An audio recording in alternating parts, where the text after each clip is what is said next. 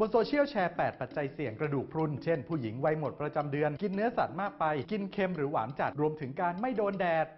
ชัวร์เหรอเรื่องนี้ถ้าจริงก็มีประโยชน์และควรรีบบอกกันแต่ก่อนจะแชร์ต่อต้องเช็คให้ถูกชัวร์ศูนย์ชัวร์ก่อนแชร์สำนักข่าวไทยอสมทสอบถามกับแพทย์ที่โรงพยาบาลตำรวจครับ8ปัจจัยเสี่ยงกระดูกพรุนนี่จริงไหมครับส่วนใหญ่แล้วเนี่ยจริงนะครับแต่ว่าก็จะมีบางข้อที่อาจจะจริงบ้างไม่จริงบ้างที่เขาแชร์มีดังนี้ครับ1ผู้หญิงวัยหมดประจำเดือนข้อนี้จริงนะครับฮอร์โมนที่สำคัญในเพศหญิงคือฮอร์โมนเอสโตรเจนพอขาดฮอร์โมนเอสโตรเจนไปแล้วเนี่ยทุกๆระบบก็จะเริ่มแย่ลงในแง่ของกระดูกก็จะแย่ลงพอหมดประจำเดือนแล้วหรือว่าพอตั้งแต่50 ปีขึ้นไปเนี่ยอัตราการสลายกระดูกนั้นจะเพิ่มขึ้นกระดูกก็จะความหนาแน่นน้อยลงก็ทำให้เกิดเรื่องของกระดูกพรุนและกระดูกบางได้2กินเนื้อสัตว์มากไปอันนี้ข้อมูลอาจจะมากเกินไปคือเนื้อสัตว์เนี่ยก็เป็นโปรตีนการกินเนื้อสัตว์ในขณะที่เหมาะสมมันช่วยทำให้กระดูกและกล้ามเนื้อแข็งแรงการที่จะกินมากจนถึงกระทั่งทำให้เลือดเป็นกรดก็ทำให้การสลายแคลเซียมมากขึ้นจนทำให้กระดูกบางเนี่ยอาจจะเป็นไปได้ยาก3กินยาบางชนิดเป็นประจำไม่ใช่ยาทุกตัวนะครับจะมียาบางชนิดที่เรากินเป็นประจำเหมือนเช่นถือว่าเกิดกินสเตียรอยด์ทางการแพทย์เชื่อว่ากินยาพวกนี้นานๆเนี่ยยิ่งทำให้กระดูกสลายตัวเร็วมากส่วนเรื่องของ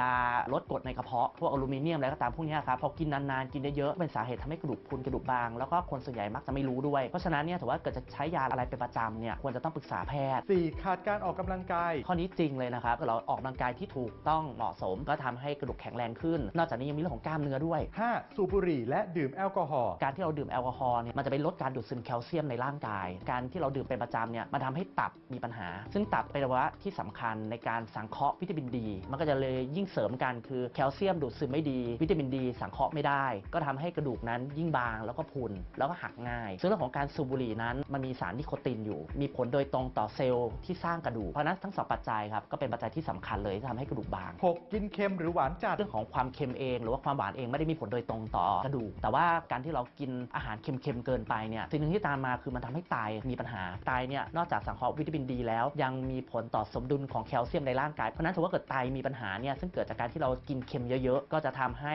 ทั้งวิตามินดีกับแคลเซียมในร่างกายมีปัญหากระดูกก็จะมีปัญหาตามส่วนในเรื่องของความหวานกินหวานเยอะๆสิ่งที่ตามมาคือเป็นโรคเบาหวานซึ่งเบาหวานเนี่ยพิสูจน์แล้วว่าเป็นปัจจัยที่สำคัญเลยในการทำให้เกิดเรื่องของกระดูกบางและกระดูกพรุนได้7เขาแชร์ว่าไม่โดนแดดเลยก็เสี่ยงกระดูกพรุนการโดนแดดเนี่ยเป็นปัจจัยที่สำคัญเลยนะครับเพราะว่าแหล่งของวิตามินดีเนี่ยมาจาก2แหล่งด้วยกันคือจากอาหารแล้วก็ในแสงแดดช่วงเวลาที่ดีในการที่จะไปรับแสงแดดเพื่อสังเคราะห์วิตามินดีให้มันเหมาะสมเนี่ยก็อยู่ในช่วงประมาณ7 โมงถึง 9 โมงเช้ากับช่วงบ่ายประมาณบ่าย 3 ถึง 5 โมงเย็นไปโดนแดดบ้างก็ทำให้เราสามารถสังเคราะห์วิตามินดีแล้วทำให้กระดูกเราแข็งแรงขึ้นสุดท้าย8ผอมเกินไปเรื่องนี้จริงนะครับไขมันเนี่ยเป็นแหล่งที่สำคัญของการสร้างฮอร์โมนเพศครับเรียกว่าเซ็กสเตียรอยด์ฮอร์โมนซึ่งเอสโตรเจนเองเนี่ยก็เป็นหนึ่งในฮอร์โมนนั้นเมื่อเราเนี่ยผอมเกินไปคือไขมันชั้นใต้ผิวหนังเราน้อยเกินไปก็จะส่งผลต่อการสร้างฮอร์โมนที่น้อยลงก็ทำให้การสลายของกระดูกนั้นมากขึ้นก็ทำให้กระดูกบางและกระดูกพรุนได้นอกจากนี้กระดูกพรุนยังมีปัจจัยเสี่ยงอื่นที่สำคัญเรื่องของชากาแฟน้ำอัดลมทำให้กระดูกบางเพิ่มขึ้นด้วยเพราะว่ามันมีคาเฟอีนครับกินปริมาณ